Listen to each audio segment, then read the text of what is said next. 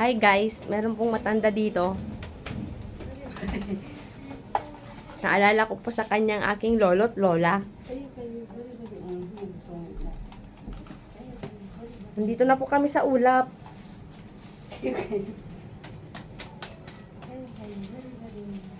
Nag-ents daw siya.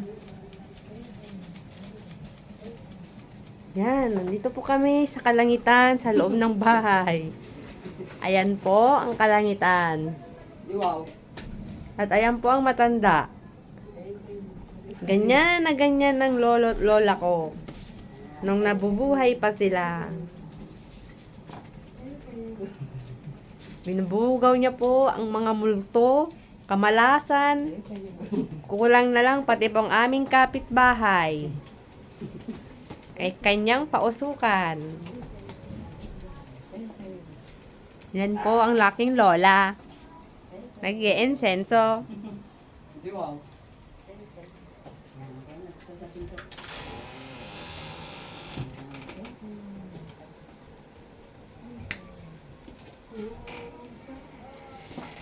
Ang galing naman ng lola.